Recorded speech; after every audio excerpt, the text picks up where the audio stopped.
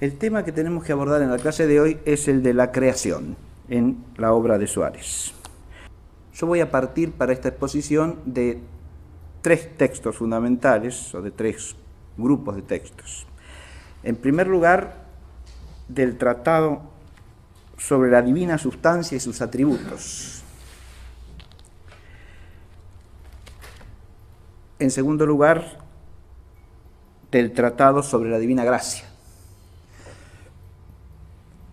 Cuando digo tratados teológicos en Suárez, entiéndase que están compuestos como comentarios a la Suma de Teología de Santo Tomás. De modo que el orden que siguen no es un orden establecido por el propio Suárez, sino que siguen el esquema temático de la Suma de Teología. El otro texto que voy a tomar es de las disputaciones metafísicas. En las disputaciones metafísicas nos encontramos con un desarrollo amplio de lo que es la causa primera en sus relaciones con lo causado. Eso lo desarrolla Suárez bajo el título La primera causa eficiente y sus acciones, ¿no? En varias disputaciones, fundamentalmente la 20, la 21 y la 22, que tratan respectivamente de la creación, del concurso divino con la criatura, de la conservación de la criatura y del concurso divino con la criatura. Ese es el orden, ¿sí? Obviamente, primero la creación, después la conservación y por último la cuestión del concurso con que Dios influye en la operación o acción de los entes creados. A esto le dedica Suárez tres largas disputaciones metafísicas que van de la 20 a la 22.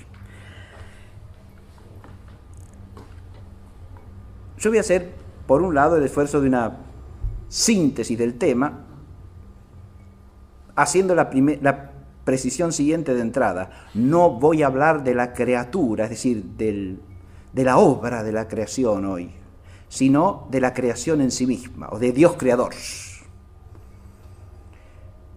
Suárez desarrolla también ampliamente el orden de la criatura, ¿sí? Y tiene un tratado sobre el mundo físico, o como se llama ordinariamente la obra de los 6 días. A partir de allí toma también la criatura humana y tiene un tratado amplísimo sobre el hombre y sobre el alma humana, y después también tiene un tratado sobre la criatura angélica, ¿no? No voy a hablar de eso, sino la materia de la clase sería extensísima. Ese sería el orden de las criaturas, digamos, ¿no? La criatura puramente espiritual, la criatura humana, la criatura material, cómo se relacionan entre sí, qué influjo puede haber entre ellas, etc. Pero de eso no voy a tratar, insisto, lo menciono porque Suárez lo trata amplísimamente en su obra, eso, pero yo me voy a restringir al tema de lo que podríamos llamar Dios creador. ¿Qué significa que Dios crea? ¿Y qué es la criatura en general? Y el tema lo he dividido en 2 puntos. Primero, un planteo del tema a partir de las propiedades positivas o afirmativas de Dios y la creación. Y el segundo, de la dependencia de la criatura respecto del Creador. El sentido de este orden temático es lo primero que hay que captar en la clase. Si uno va a hablar teológicamente de la creación, lo primero que tiene que advertir es que la creación no pone mutación alguna en Dios.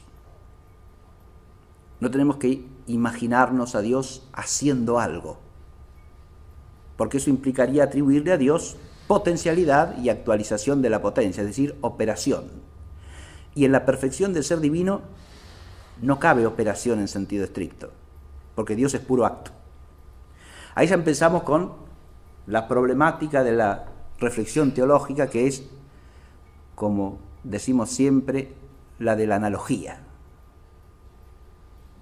Nunca podemos aplicar las nociones al ser divino de manera unívoca, siempre analógicamente, o para decirlo de una manera más llana, salvando las distancias, ¿no?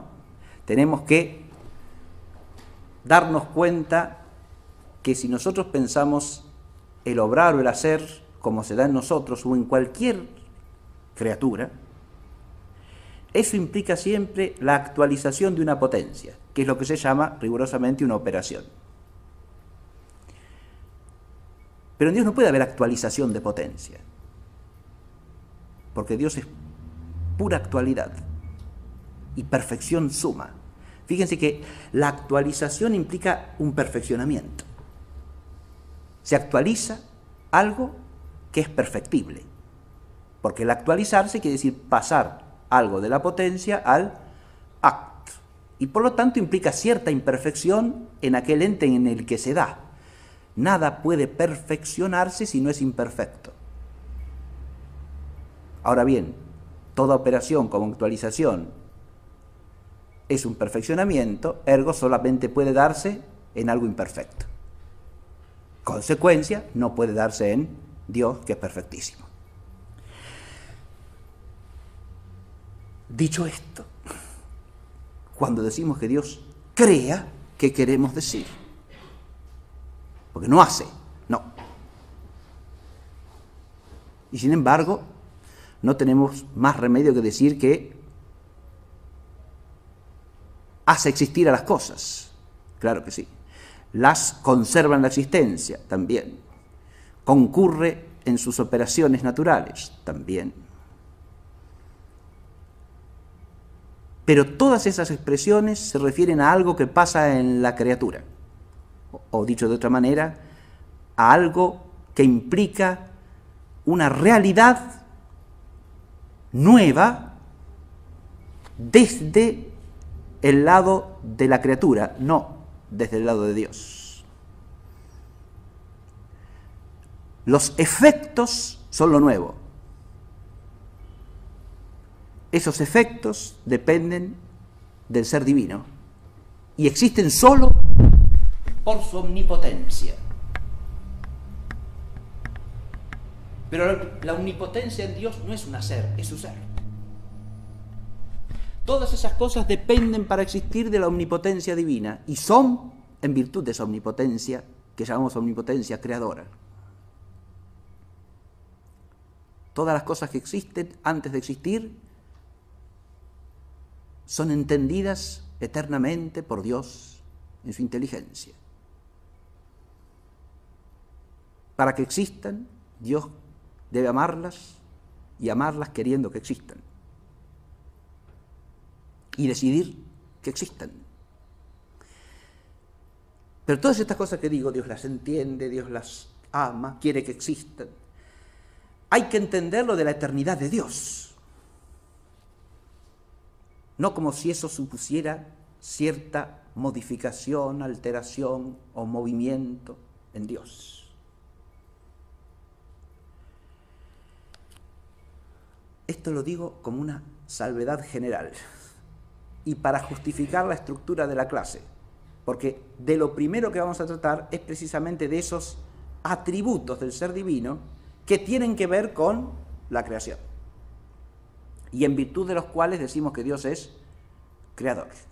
Fíjense ustedes que aún en el credo decimos, creo en Dios Padre todopoderoso, creador del cielo y de la tierra, ¿no? O sea que el ser creador va unido a ese atributo del ser todopoderoso, del ser omnipotente. La omnipotencia divina, si se quiere, el atributo a través del cual podemos ligar el ser de Dios con la criatura. Y eso es propio de toda la tradición bíblica, y Suárez, como buen teólogo que es, hace pie fundamentalmente en ella. De manera tal que, para hablarnos de la creación, en lo que se apoya primariamente es en la omnipotencia de Dios. Pero para llegar a la omnipotencia de Dios, tenemos que partir de su ciencia y de su voluntad.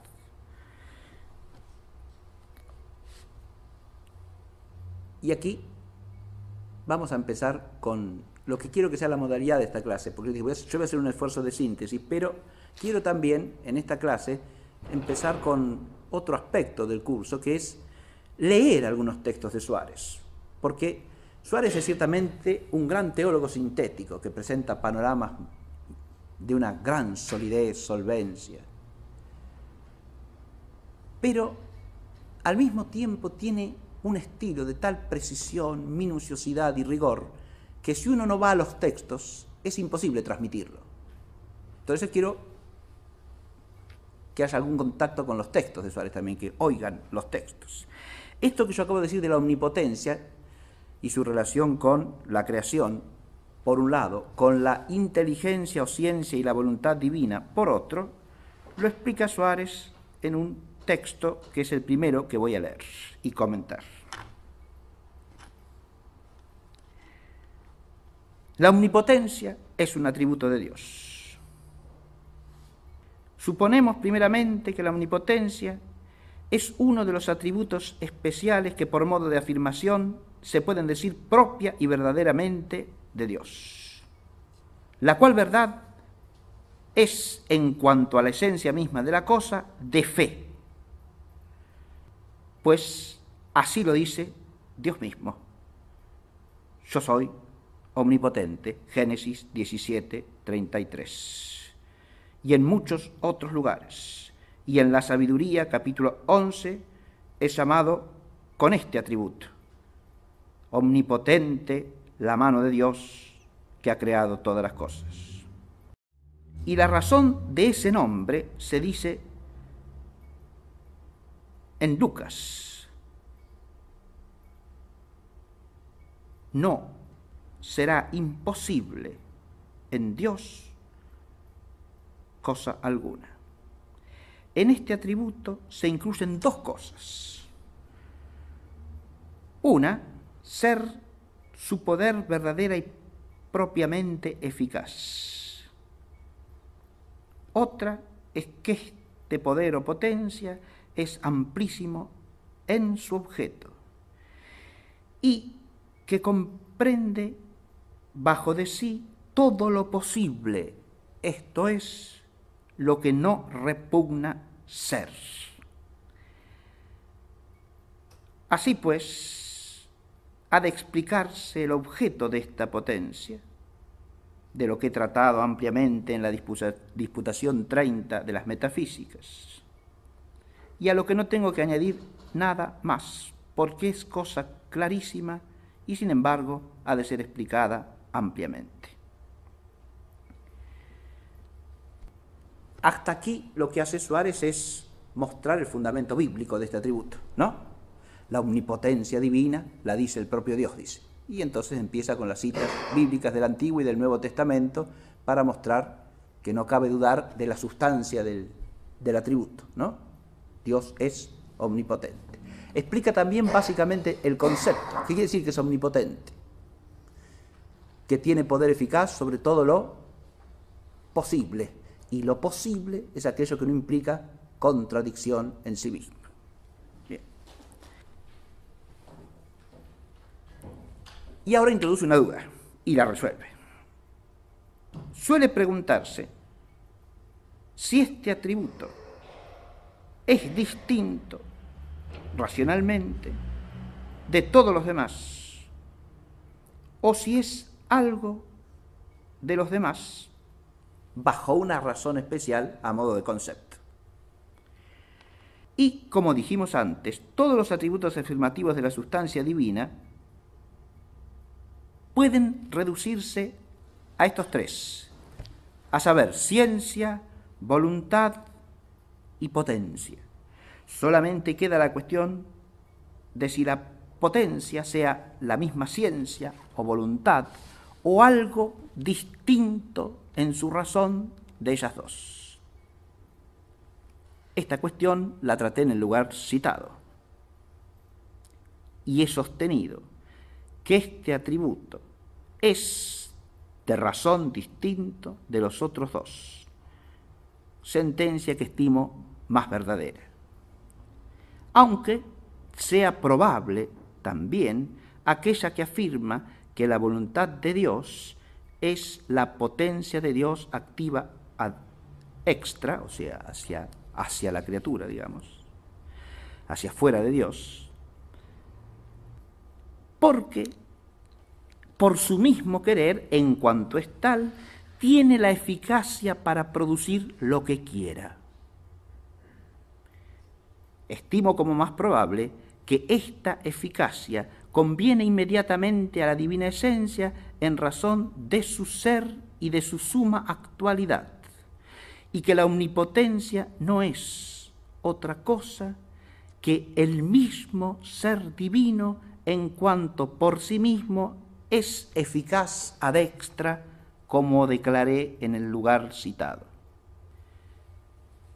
Se subordina, sin embargo, según nuestro modo de hablar, la divina omnipotencia a la divina ciencia y a la voluntad como dirigente de la acción, porque Dios obra razonablemente, como dice Agustín, y también como movente y aplicante, porque Dios no obra nada sino voluntaria y libremente, y de este modo se entiende fácilmente todo lo que de la acción de Dios ad extra y de su concurso con el libre arbitrio se ha de tratar. Fíjense ustedes que acá nos está poniendo en lo que podemos decir el nudo conceptual del asunto, ¿no? La omnipotencia es hay tres atributos afirmativos fundamentales acerca de la divinidad. Primero, la ciencia, dice. Segundo, la voluntad. Tercero, la potencia, que es la omnipotencia. Esta omnipotencia es algo distinto de las otras dos, y Suárez sostiene que es algo distinto, con una distinción de razón, obviamente, porque los atributos en Dios se distinguen todos entre sí con distinción de razón, no son realidades distintas en él, siempre se distinguen con distinción de razón. Pero hay una distinción de razón bien fundada, porque él define a la omnipotencia como ¿qué? Como la eficacia del ser divino ad extra.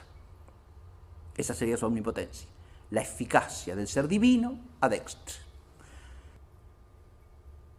La infinita virtud que tiene Dios para producir efectos distintos realmente de él. En esto radicaría su omnipotencia. Ahora bien, si bien ese atributo se distingue de la ciencia y de la voluntad, no se puede separar de ellas en modo alguno, nos dice Suárez. ¿Por qué? No se puede separar de la ciencia porque Dios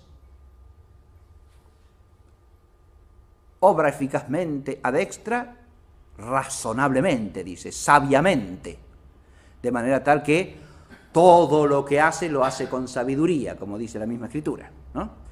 Luego no podemos separar esa eficacia de la inteligencia, de la ciencia divina.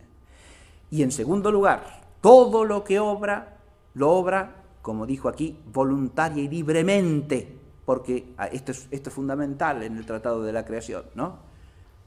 Lo que obra Dios ad extra no existe por necesidad alguna, solamente existe por libre voluntad divina. Ahí está la afirmación de la contingencia de la criatura. La criatura existe pudiendo no existir. Nada hay que la haga necesaria en su existencia. Eso vale para toda la creación en su conjunto y vale para cada criatura. No hay criatura necesaria. Toda criatura es un efecto contingente que existe pudiendo no existir y por lo tanto existe por libre voluntad divina. De modo que no podemos separar esa omnipotencia ni de la inteligencia ni de la voluntad. Porque además, como Suárez nos explica también ampliamente, la voluntad divina, en cuanto a voluntad amante, se extiende o tiene como objeto primero a Dios mismo, como bien sumo, y luego todo bien, proporcionalmente, todo bien participable, o sea, todo bien creable. Pero aquí vienen las distinciones, ¿no?, que están puestas aquí en el esquema y sobre las que podemos abundar un poquitito. Ama con cierto amor que es propio a las criaturas que quiere que existan, diríamos así, ¿no? Ama todo bien creable, pero no todo bien creable lo quiere existente. Ahí está el amor libre de Dios, ¿no? De crear esto y no esto otro.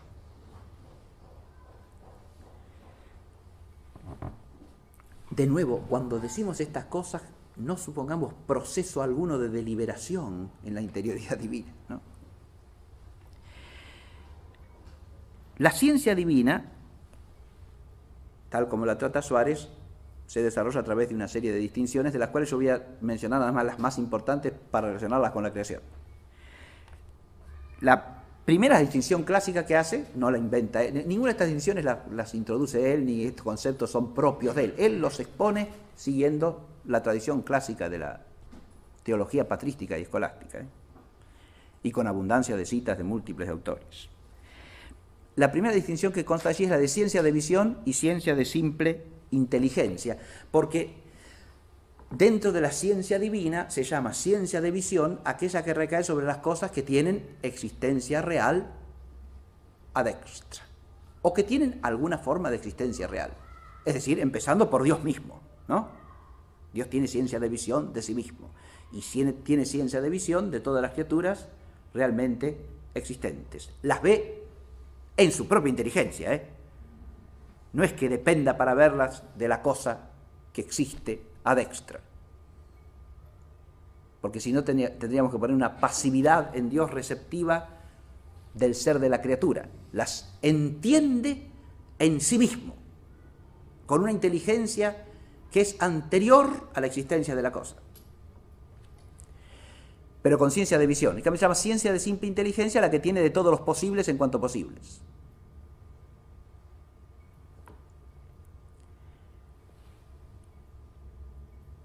Además de haber una ciencia divina teorética de simple inteligencia y de visión, dice Suárez, hay también una ciencia práctica. Ahí introduce todas las discusiones, los teólogos que la afirman, los que la niegan.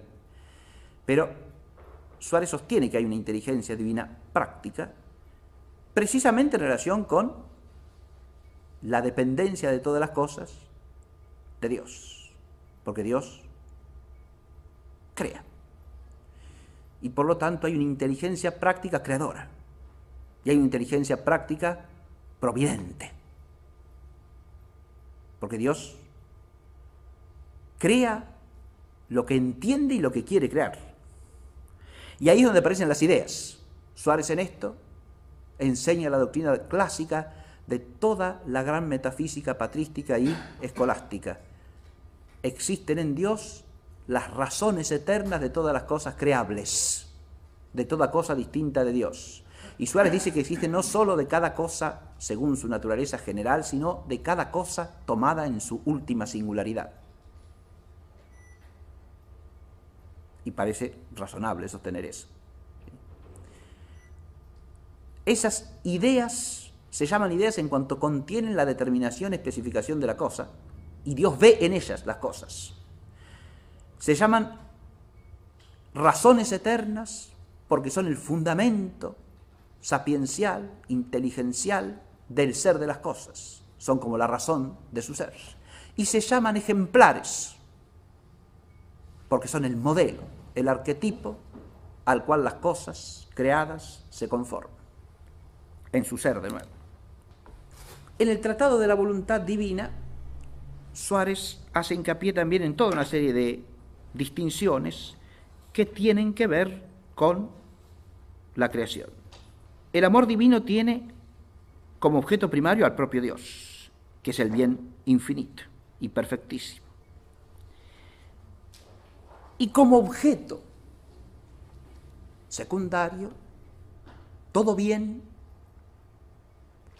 que Dios entiende en su simple inteligencia, ¿no? Y de entre esos bienes, los bienes que Dios entiende con ciencia de visión, es decir, los que crea, los que hace existir. En el amor divino distingue Suárez dos formalidades principales, que son las que llaman amor de dilección y amor de benevolencia o amistad. Eso con respecto a las cosas que son distintas de él, ¿sí? El amor de dilección se puede referir a toda cosa. En cambio, el amor de benevolencia o amistad solamente se refiere a aquellas cosas creadas que pueden ser término de la benevolencia divina. Y esas son solo las criaturas racionales, dice Suárez. Hace una analogía muy profunda también entre el amor divino y las pasiones asociadas a los apetitos.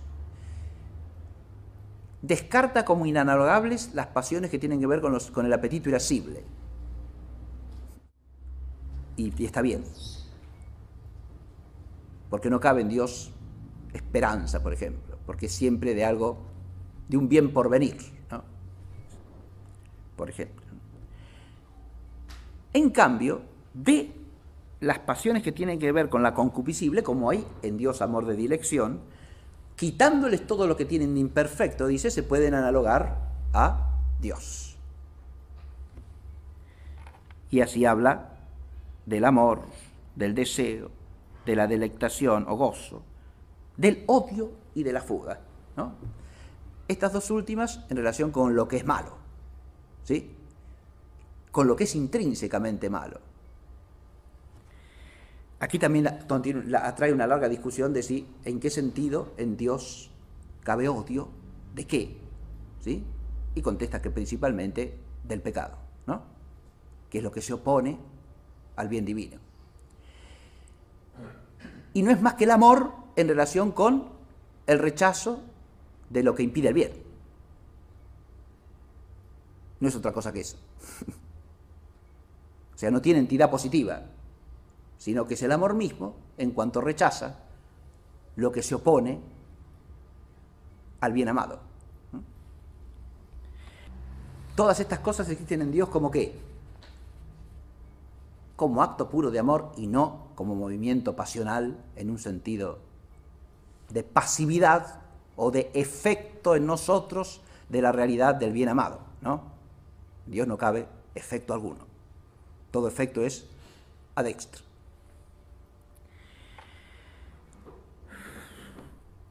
En cuanto a la voluntad, como antecedente y como consecuente, como ineficaz, como eficaz o como ineficaz, es algo de lo que voy a hablar dentro de un ratito, así que eso lo dejo para un poco más adelante. La omnipotencia divina, que es donde desembocan estos dos atributos, la omnipotencia, ha dicho Suárez, no puede entenderse sin relación a la ciencia divina y a la voluntad o el amor de Dios. ¿Qué le añade? ¿Cuál es la razón distintiva de este atributo de la omnipotencia? La eficacia del ser perfectísimo divino ad extra. A eso llamamos omnipotencia. Pero reténgase siempre que es una omnipotencia inteligente y amante, con ciencia perfectísima y con amor perfectísimo. De aquí que no pertenece a la omnipotencia poder hacer lo que es absurdo, lo que es imposible. Eso es solamente una manera de hablar, e incluso torpe, ¿no? Dios no puede hacer ciertas cosas, porque no puede hacer lo imposible, entonces no es omnipotente. Pero es que lo imposible es imposible. No existe potencia en hacer lo imposible. ¿Está claro? Bueno, pero tampoco Dios puede amar lo que es malo. Entonces no es omnipotente. Es que amar lo que es malo no es potencia. No es una perfección. Es una imperfección que no se le puede atribuir a Dios bajo ningún respecto. Entonces, la omnipotencia divina hay que entenderla según la plenitud del ser divino y los atributos propios del ser de Dios. La omnipotencia implica una infinitud intensiva y extensiva. Este es un tema también interesantísimo.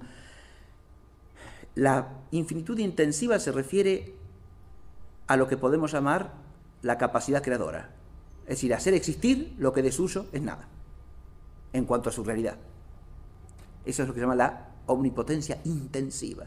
Tiene que ver con la distinción entre la causa primera y las causas segundas, hablando metafísicamente. Las causas segundas pueden producir efectos a partir de algo preexistente, solamente. Y como actualización de una potencia, solamente.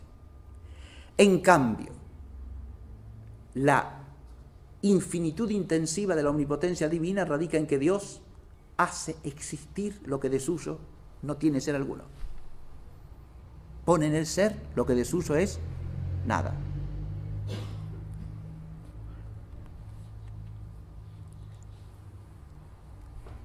Es nada en cuanto al ser real, se entiende.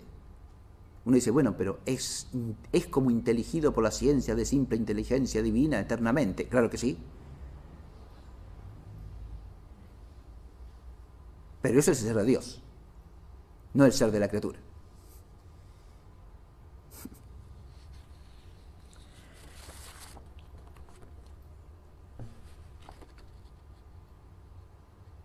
La omnipotencia extensiva, en cambio, da lugar a un tratado interesantísimo en Suárez, ¿no?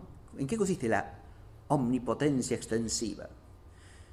En que Dios pueda prolongar infinitamente los movimientos de los astros, por ejemplo, en que Dios pueda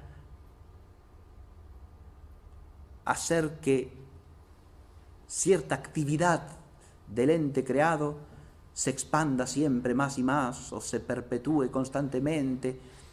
Suárez expone una serie de opiniones de distintos teólogos, más o menos antiguos, al respecto. Y él sostiene una opinión, como opinión, ¿no?, muy interesante, y es que la omnipotencia extensiva de Dios estaría dada por el poder que tiene Dios de crear siempre nuevos efectos y más perfectos, siempre posiblemente más perfectos. ¿Qué quiere decir esto? Que en cualquier orden de ser, sean los astros, sean los vegetales, sean los animales, sean los hombres, sean los ángeles, la omnipotencia de Dios es infinita en el sentido de que si quiere, puede crear nuevos seres de tal o cual especie y más perfectos que los que ya existen en su propia especie. Ahí es donde y es interesante la opinión porque, fíjense, nos hace pensar en la contingencia de la criatura, en que ninguna criatura agota su especie, ninguna criatura agota la naturaleza creable según esa esencia, diríamos, ¿no? Agota su singularidad, podríamos decir, pero no la esencia común que tiene con otras cosas. Y no lo que podríamos llamar la expresividad por medio de la creación de la infinita perfección que tiene Dios. Porque recordemos que todo ente creado es una participación de la infinita perfección divina. Y por lo tanto, ningún ente creado, que es en sí finito, puede agotarla. Y Dios puede siempre crear alguno más perfecto. Esa tesis de Suárez, esa opinión teológica de Suárez, que la sostiene como tal, como una opinión, con respecto a lo que es la infinitud extensiva de la omnipotencia divina, me parece a mí que está pensada con una gran profundidad espiritual, porque nos pone en una escuela de humildad creatural, diría yo, ¿no? Nosotros pensamos en cada uno de nosotros, a veces como si fuésemos, no digo lo más perfecto de la especie, pero casi, sí. Suárez nos dice que Dios siempre puede crear alguno mejor. Siempre. Alguna criatura mejor, más perfecta, más noble, que exprese mejor su infinita perfección, ¿no? Y es así, claro, siempre puede crear algo. Y ninguna cosa agota la expresibilidad, digamos, de esa infinita perfección. Inseparable de la omnipotencia divina es la providencia divina.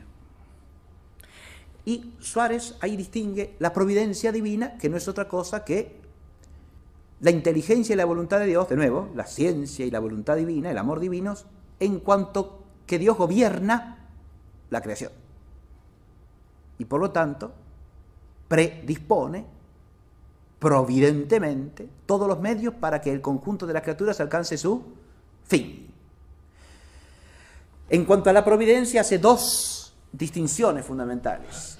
Hay una providencia física y una providencia moral, porque de una manera provee Dios a las criaturas que son irracionales y de otra manera a las que están dotadas de razón. En esto, todo el Tratado de la Creación de Suárez se preocupa por hacer la analogía en esta materia. ¿A qué me refiero? La criatura también es análoga. Y la analogía principal que distingue a la criatura es criaturas que son personas, porque tienen inteligencia y voluntad, finitas, creadas, pero inteligencia y voluntad como tiene Dios, y criaturas que no lo son, porque no tienen eso.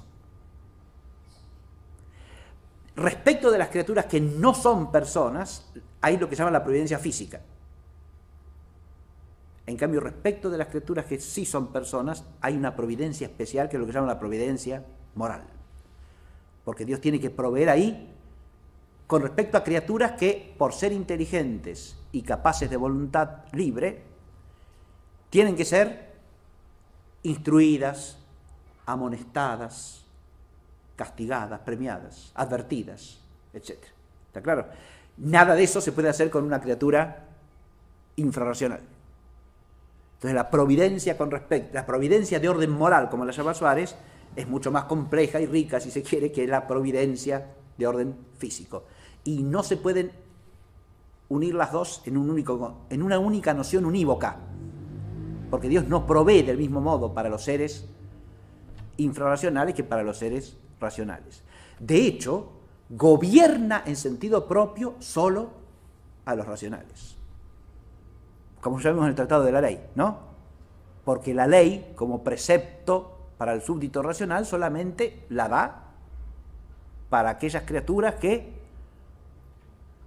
pueden entender la ley y pueden ceñirse a ella voluntariamente o apartarse de ella voluntariamente. Pero hay otra distinción importantísima. Hay providencia natural y providencia sobrenatural. Acá es donde la síntesis teológica de Suárez también está constantemente alerta. Cuando hablamos de la creación, tenemos que advertir que Dios crea todas las cosas con un fin. Ese fin es Él, no puede ser otro. Pero una cosa es que las cosas tiendan a Dios según su sola potencia natural creada, o que Dios les ponga como fin su propia perfección, pero alcanzada de un modo que trasciende la naturaleza de toda criatura posible y que necesita de la gracia divina. Y entonces, todas las cosas las ha creado Dios no para un fin natural, sino para un fin sobrenatural. Y la providencia natural no es más que un momento inferior e instrumental de la providencia sobrenatural, como la providencia física es nada más que un momento instrumental de la providencia moral. Y acá voy a leer el segundo texto.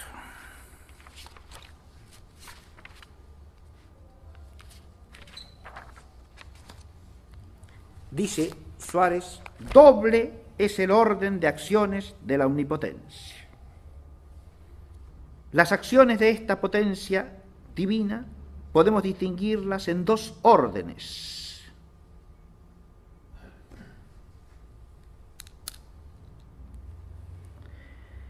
Pues algunas son posibles, pero no serán nunca. Otras se dan de hecho, pero algunas solo como futuras, otras como ya hechas. De aquí, por lo tanto, que en tanto se hacen, han de ser tratadas en todo el discurso de la teología, pues una de estas acciones es la creación. A ella aneja va la conservación y el gobierno, al cual pertenece la cooperación o concurso con todas las causas segundas. Fíjense, hasta aquí, ¿qué es lo que ha dicho Suárez? De todas las cosas que hacen el universo creado, ¿no?, vistas desde la temporalidad, algunas han acontecido, otras están por acontecer, algunas son posibles pero no acontecerán nunca. Pero de todas estas cosas, ¿qué tiene Dios? ¿O qué acciones hemos atribuido a Dios sobre toda la totalidad de todas esas cosas reales, creadas? Primero, creación, por la cual es existir esas cosas. Segundo, conservación, y junto con la conservación el gobierno. Conservación quiere decir que esas cosas que crea las hace permanecer en su propio ser, según su propia naturaleza a cada una.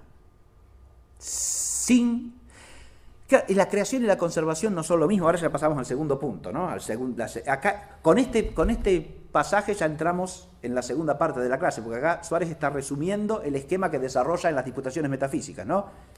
Creación, conservación, concurso, ¿sí? Las tres relaciones, digamos, que tiene la criatura con Dios. Es creada, es conservada en el ser, es auxiliada en su operación. Las tres cosas son a su vez propias de la omnipotencia creadora. Solo Dios puede hacer esto. Releo este parrafito, ¿no? Una de estas acciones es la creación, y a ella adjunta la conservación y gobierno, a la cual gobernación, ¿no?, pertenece la cooperación o concurso con todas las causas segundas. ¿Está claro? Ahí está encadenando las tres cosas. La creación, en su sentido propio, implica la conservación. Porque, ¿cuál es la connotación distintiva de creación y conservación? Que la creación dice ser efecto de la omnipotencia creadora de Dios, empezando a existir después de no haber existido. O sea, con novedad, como suelen decir los teólogos. ¿Está claro? Ahora, una vez que empezó a existir, si Dios apartase su omnipotencia creadora de la cosa, cesaría ipso facto de existir. Por lo tanto, la crea y la conserva en el ser, según su naturaleza. Quiere decir que la hace existir más allá del instante de su creación. O sea, continúa creándola. Esto es importantísimo, fíjense, porque una de las primeras fallas de lo que suele llamarse el teísmo inmanentista, que se difunde ampliamente a partir del siglo XVIII en adelante, es la idea de que, hizo lo propio el dios del deísmo, ¿no?, da el puntapié inicial del partido y después se retira. No está más, ¿está claro? Sí, hace existir a las cosas y después las cosas se arreglan solitas. No es así. Eso es un disparate metafísico, ¿está claro? Por eso esa mentalidad tiene que abolir la metafísica, porque no se puede sustentar ante el tribunal de la metafísica, porque es un disparate de cabo a rabo. Fíjese usted que si Dios hace existir la cosa como nueva, y al instante siguiente, infinitesimalmente, dejase de hacerla existir con su poder creador, la cosa inmediatamente cesaría de existir. No que sufriría una corrupción física no me refiero al cambio natural. Cesaría de existir en absoluto, o sea, se aniquilaría. Ningún cambio natural es aniquilación, ¿eh? Aniquilación quiere decir cesar absolutamente en el ser. Claro. Sí. ¿Es impropio decir que Dios nos deja de pensar? ¿Dios nos deja? Nos deja de pensar y nos deja de ver. Claro, sí. No, fíjese, no, dejar de pensar tampoco. Claro, sí. Pero el asunto no es si deja de pensar. El asunto es que si el tema tiene que ver con la omnipotencia en cuanto que es, como dice bien Suárez, la efectividad del ser divino perfectísimo ad extra, ¿no? Si esa efectividad cesase en el instante de la creación, la criatura existiría el instante de la creación y nada más. Si existe continuadamente, es porque Dios la conserva creadoramente. Nos está creando siempre, esto es lo que dice Suárez. Y lo que dice todo teólogo católico, por otra parte. La creación continuada es la conservación, ¿sí? La conservación de la criatura en la existencia. Pero esa conservación supone también, como dice aquí muy bien Suárez, el gobierno, ¿sí? Las conserva existiendo con su eficacia gobernadora. ¿Qué quiere decir eso? Que las conserva bajo su providencia, es decir, según su plan. Porque Él es el creador. Ahí está otro aspecto fundamental de la conservación y creación. Creación y conservación implican la providencia divina y el gobierno divino del mundo. Dios las hace existir para el fin que Él le ha dado a la creación y las conserva en orden a ese mismo fin. Las conserva, ¿qué quiere decir? Simplemente que las deja existir y no se ocupa de ellas en absoluto y no establece el orden bajo el cual están. No. Todo lo contrario. Las conserva gobernándolas, es decir, bajo su providencia. Todo lo que acontece está bajo la providencia de Dios. Todo. Algunas cosas acontecen porque Dios las quiere positivamente y otras porque Dios las permite, y si las permite, aún teniendo cierta razón de mal, es en orden al cumplimiento de su providencia. Esta es otra verdad teológica fundamental del Tratado de la Creación. Ahí en la providencia están implícitas no solo la eficacia, sino también la sabiduría eterna de Dios y su amor, y su voluntad electiva, dilectiva, todos los aspectos del amor divino en relación con los efectos creados. Y por último, coopera. ¿Qué es esto de la cooperación o concurso? Este es el tercer aspecto fundamental. Es decir, yo acá estoy haciendo un resumen apretadísimo de estas tres cosas. Son tres largas distinciones de las disputaciones metafísicas. Distinción se llama en las disputaciones metafísicas un tratado que puede tener así, ¿sí? Una distinción es un 80 páginas, 90 páginas. Bien, son tres distinciones seguidas estas. Una sobre la creación, otra sobre la conservación y otra sobre el concurso. ¿Qué es el concurso? Creación y conservación se refieren al ser de las cosas. El concurso se refiere a la operación de las cosas causadas. A la operación. ¿Cómo es esto? Una vez que Dios creó las cosas no obran por sí mismas. No tienen potencias de operación, por supuesto. Toda naturaleza creada tiene potencias naturales operativas, ¿sí? Capacidad de ejercer efectos y de pasar de la potencia al acto bajo algún respecto. Tiene actividad, todo ente finito. Tiene operación, conforme a su naturaleza. Pero lo que enseña Suárez, siguiendo en esto a los santos padres de la Iglesia y a los grandes teólogos escolásticos, entre ellos Santo Tomás, ¿no? Al que cita siempre, y lo vamos a leer ahora en un ratito. No puede existir una nueva operación de la criatura si la criatura fuese desprendida del influjo creador de la causa primera. Dicho de otra manera, las causas segundas no solo dependen existencial y esencialmente de la causa primera, dependen también operativamente.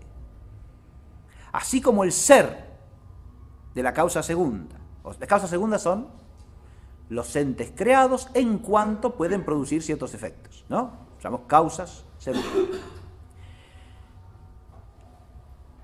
Así como el ser de la causa segunda depende de la acción creadora de la causa primera, la operación de la causa segunda también es dependiente. Fíjense que no podría... y ahí de nuevo la imaginación nos hace trampa, ¿no? Porque entendemos que si Dios la creó a la cosa ya puede operar por sí sola. No, no es así, de ninguna manera. Porque así como para continuar en la existencia necesita el influjo de la omnipotencia divina creadora, para obrar necesita del concurso divino por el cual la eficiencia divina, o sea, la eficiencia de la causa primera, hace eficiente a la causa segunda. De modo que las operaciones de la causa segunda dependen del concurso divino. Esta es una doctrina también importantísima. Pero voy a terminar de leer el parrafito 20 del capítulo 2 del libro tercero, ¿no? Que no lo terminé.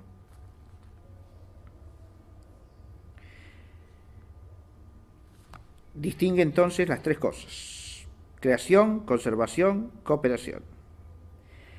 Y en estas se ven contenidas todas las acciones ordinarias, pertinentes y comunes del curso de la naturaleza, que pertenecen, bajo cierto respecto, a la consideración filosófica. Y hemos dicho algo de ellos en las metafísicas, disputaciones 20, 21, 22, las que yo decía. Pero por encima de estas acciones hay otras de orden superior, como son la santificación, la justificación y la glorificación de las criaturas intelectuales, la encarnación, la transubstanciación y la efección de efectos sobrenaturales por medio de cualquier instrumento, de los cuales se disputa a través de la teología. Y, por tanto, fuera de ella, no se puede decir nada de esto. Adviértase que es suficiente decir que aun cuando las acciones sean varias, la potencia de Dios es una y simplicísima en sí misma. Pues esa potencia, como he dicho, no es especificada por sus acciones, porque no es especificada por el objeto, y es en sí absolutísima y eminentísima, y por lo tanto, como sea una, puede todo. Ahora, Suárez ha hecho una distinción acá importantísima de nuevo, ¿no? Yo les dije que aparece esta distinción de lo que es una providencia de orden natural y una de orden sobrenatural. Acá está hablando de los efectos de la omnipotencia divina, ¿no?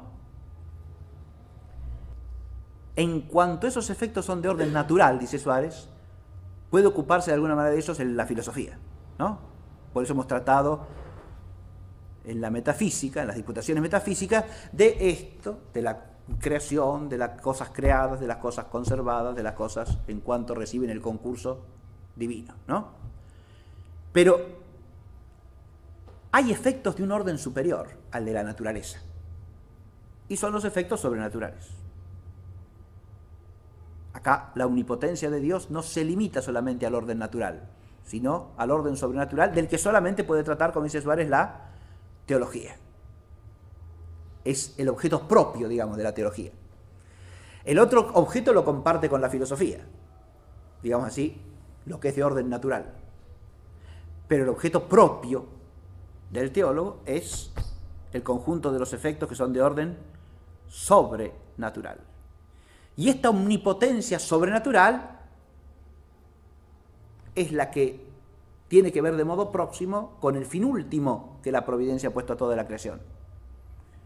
De manera tal que todo lo que es omnipotencia divina de orden natural, desde el punto de vista del fin, está ordenado a la omnipotencia divina de orden sobrenatural. En cuanto que los efectos naturales existen para los efectos sobrenaturales y no al revés. Todas estas distinciones que hacemos, dice Suárez, aclara, no ponen complicación en la omnipotencia divina, Porque, dice, la omnipotencia divina no es especificada por sus objetos. ¿Qué quiere decir eso? Tal cual. Nuestra inteligencia es especificada por su objeto. Cuando decimos esto, ¿qué estamos diciendo? Que el ser de la cosa determina nuestra inteligencia. Eso es lo que no pasa con la inteligencia divina, sino al revés. Porque el ser de la cosa está primero en la inteligencia divina y de ella pasa a nosotros. Somos nosotros los especificados, no la inteligencia divina. Y en cuanto a la eficacia del amor, lo mismo. Todo lo que es bien en nosotros viene de la eficacia del amor divino creador, ya sea en el orden natural, en el orden sobrenatural. No lo especificamos nosotros a Dios, sino Dios a nosotros. La determinación va del creador a la criatura y no de la criatura al creador. Y esto tiene un principio metafísico inexorable. Dios no es determinable. Lo determinable es la criatura en virtud de su imperfección y por lo tanto de su perfectibilidad. Y además de su dependencia radical. ¿Por qué es determinable? Porque depende. Porque de suyo es nada. Y todo lo que es y todo lo que tiene, lo es y lo tiene dependientemente. Este es el eje de la mirada de Suárez. La dependencia radical de la criatura respecto del creador. La dependencia radical de todo el universo creado, de todas las cosas respecto de la omnipotencia creadora, conservadora, concurrente, en orden natural y sobrenatural de la Trinidad Santísima. Voy a leer un textito más y el cuarto se los dejo para que lo lean ustedes en sus casas. ¿Sí? Este es muy breve, porque el tema del concurso divino, acá nos metemos ya en camisa de 11 varas. El tema del concurso divino en la época de Suárez da lugar a ásperas disputas, no con respecto al concurso que Dios tiene sobre la acción calorífera del sol. Eso no preocupa mucho. Hay gente que se preocupa de eso en esa época, pero no es lo que preocupa más. Lo que sí preocupa a las inteligencias, las apasiona, las hace discutir extremosamente a veces, es cómo concurre Dios con los actos libres de los hombres. Porque si el concurso de Dios es propio de la omnipotencia divina, y la omnipotencia divina es la eficacia de Dios ad extra, lo que Dios quiere se tiene que cumplir inexorablemente. Ahora, ¿cómo se compone esto? Con que Dios mande a una criatura que haga algo y esa criatura no lo haga. Porque la criatura que está dotada de libre arbitrio puede obrar según la ley de Dios o no. Y entonces, ¿cómo se compone una cosa con la otra? La providencia de Dios abarca los actos libres de los hombres, ¿sí o no? La omnipotencia divina abarca también los actos libres de los hombres, o se detiene ante ellos, o ellos están fuera de esa omnipotencia y de la eficacia creadora, conservadora y concurrente de Dios. En torno a esta problemática, cómo se compone la presciencia divina, la predestinación, la providencia, la omnipotencia de Dios, el auxilio eficaz de Dios y de la gracia de Dios, que es de orden sobrenatural. Ahí está el problema, no de la eficacia de cualquier auxilio, sino del auxilio de la gracia.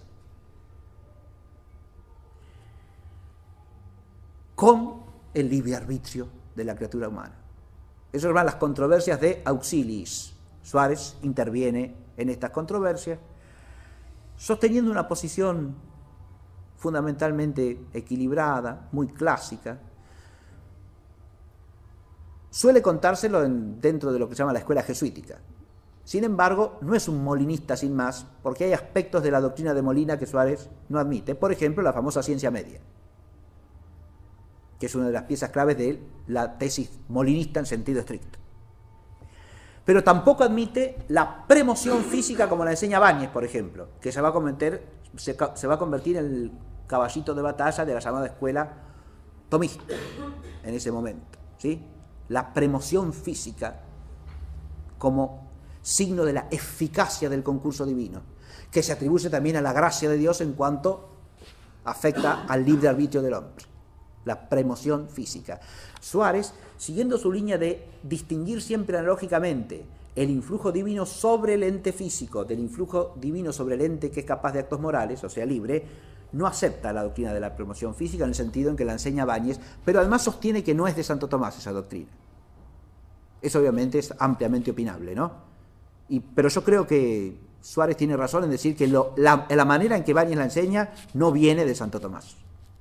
Es una cuestión para discutir largo rato. Bien. Voy a leer un parrafito de Suárez y nos vamos. Otra respuesta es que Dios, aunque concede a los agentes... Esto está, en la Disputación 22, sección cuarta, párrafo 13. Otra respuesta es que Dios, aunque concede a los agentes naturales y libres un concurso definido mediante su voluntad, no obstante lo presta de diverso modo, porque a los agentes necesarios quiere darles un concurso con el que obren necesariamente, y a los libres uno con que obren libremente. Y así no solo quiere Dios la acción, sino también el modo de la acción. Y como la divina voluntad es eficaz para ambas cosas, por eso concede ambas al mismo tiempo. Fíjense ustedes que acá se están caminando por una vía de pensamiento, de reflexión sobre este problema, que es, yo diría, la común de los grandes teólogos. Esto también todo buen tomista lo enseña, esto que está diciendo Suárez acá, Esto no es objeto de disputa de escuela lo que está diciendo Suárez acá. Dios, cuando concurre con las criaturas, no solo quiere el efecto creado, sino que quiere el modo del efecto creado. A la criatura que ha hecho criatura irracional y por lo tanto sujeta a un determinismo no racional, la hace obrar según su naturaleza y concurre eficazmente con ella para que obre ¿cómo? Determinísticamente. Pero la criatura a la que la ha hecho libre, por naturaleza, a esa concurre para que obre como la ha hecho, para que obre libremente, porque eso está en su naturaleza. De manera tal que concurre para que obre según su naturaleza. Si el concurso suprimiese el libre arbitrio de la voluntad, habría una contradicción en Dios mismo entre la criatura que ha hecho y el modo en que concurre para que obre. ¿Está claro? Esto no lo puede aceptar ningún teólogo sólido, se advierte. Tiene que haber una coherencia entre lo que Dios ha creado y el concurso con el que concurre a la operación de la criatura. Porque si el acto de la criatura libre se volviera determinístico, Dios estaría contradiciendo en su modo de concurrir con la operación de la criatura racional, haciéndola operar como una criatura infrarracional, que es menos perfecta, por otra parte. Y el concurso divino tiene que ser conforme al orden total de la creación, no puede ser de otra manera. Y como la voluntad divina, dice, es eficaz para ambas cosas, ¿cuáles son ambas cosas? Querer la acción y querer el modo de la acción, ¿no? Y dice Suárez, como la voluntad divina es eficaz para ambas cosas, por eso concede ambas al mismo tiempo. Por este motivo se dice de la providencia divina que llega de un confín a otro confín enérgicamente y dispone todas las cosas con suavidad. Esta respuesta tiene fundamento en Santo Tomás, primera parte, cuestión 19, artículo 8, respuesta a la segunda objeción, y en otros lugares donde enseña que pertenece a la eficacia de la divina voluntad el que se haga lo que ella quiere y del modo en que lo quiere. Tal doctrina, así tomada en sentido general, es certísima. Pero también es cierto que cuando Dios quiere que se haga algo de un modo determinado, incumbe a su sabiduría y eficacia el aplicar las causas acomodadas a ese modo de obrar, porque se contradiría a sí mismo si quisiera que se hiciese algo de una manera determinada y por otra parte impidiese o suprimiese las causas en orden a esa manera de obrar. Así pues, lo que ahora investigamos es esto: ¿de qué modo, cuando Dios quiere que la causa segunda obre libremente y con indiferencia, puede definirle su concurso sin que eso implique contradicción? Por eso no basta decir, para la eficacia y suavidad de la providencia divina, que une esas dos cosas, sino que o es necesario explicar de qué modo no existe contradicción en ellas, cosa que no se hace en dicha respuesta, o hay que buscar un modo distinto según el cual Dios pueda mover eficaz y suavemente a la criatura para que obre y obre con libertad.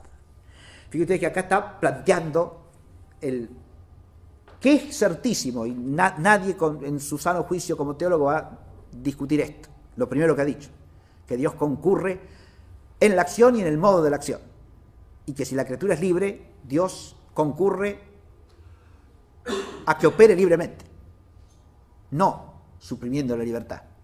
La discusión no está ahí, dice Suárez, y lleva razón, la discusión no está ahí, todos admitimos esto. La cuestión está en cómo se da eso, cómo hace esto Dios, que lo hace certísimo, cómo lo hace, y ahí es donde viene la disputa de las escuelas, ¿está claro? Que si hay premoción física o no hay premoción física, ¿no? Que si el auxilio de la gracia es eficaz o no es eficaz, cuándo es eficaz, cuándo no es eficaz, que si hay una gracia previniente y una gracia concomitante o coadyuvante, etcétera, etcétera. Todas distinciones en las que no vamos a entrar en esta clase. El último texto que yo tenía preparado para leer, pero este se los recomiendo nada más, se encuentra en el Tratado de la Divina Gracia. El Tratado de la Divina Gracia abarca 4 tomos de las obras completas de Suárez, ¿sí? Son 4 volúmenes. Al final del cuarto volumen aparecen los apéndices, y el primer apéndice es un tratado, es como si todo eso, los 4 tomos no fueran, tienen apéndices que son trataditos complementarios, ¿no? El primer apéndice se llama Tratado de la verdadera inteligencia del auxilio eficaz y de su concordia con la libertad del consenso voluntario. Y en ese texto Suárez hace una especie de ese tratadito, es más que un tratado apologético, para defenderse de las acusaciones que le hace digamos así, la facción teológica adversaria, ¿no? Yo les dije que había habido, lo dije en la clase pasada, ¿no? La comisión de auxilis que manda a hacer el papado y que termina sentenciando que tanto la sentencia de los dominicos como de los jesuitas es conforme con la fe y que cada uno puede sostener su sistema siempre y cuando no se traten de herejes, ¿no? Pero Suárez acá se defiende precisamente de la acusación de pelagianismo, de semipelagianismo, ¿no? Y enseña muy claramente, de modo explícito, la primacía que tiene la gracia sobre el libre arbitrio. ¿Está claro? Primacía de la gracia sobre el libre arbitrio. Primero, porque la raíz de toda la obra de la gracia en nosotros y de la salvación está en la vocación a la salvación. Y esa es gracia inicial a la que no previene ningún acto del libre arbitrio humano. La raíz de toda la vida de gracia, dice Suárez, es una pura gratuidad divina que es anterior a cualquier acto de la libertad humana. Segundo, la gracia que es concurrente con nosotros, según Suárez, puede ser o gracia previniente o gracia concomitante. La previniente siempre es anterior al ejercicio del libre arbitrio y tiene una prioridad real sobre él. La concomitante, o sea, la que se da junto con el acto libre, también tiene cierta prioridad sobre el libre arbitrio, dice Suárez. ¿Por qué?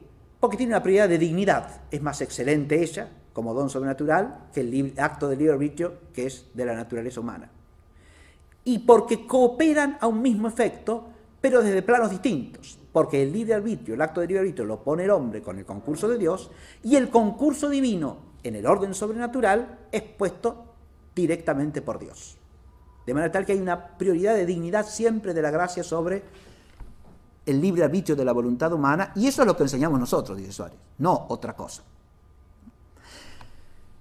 Eso es importante para advertir el sentido profundamente sobrenatural que tiene Suárez y que mantiene siempre la perspectiva sobre esta discusión, y cómo, si bien su esfuerzo, como el de la escuela jesuita en general, está puesto en salvar el dato del libre arbitrio del hombre para que éste no desaparezca, esto también tiene que ver con el orden sobrenatural, porque en cuanto se aniquila o tiende a desaparecer por el modo en que se resuelve el problema,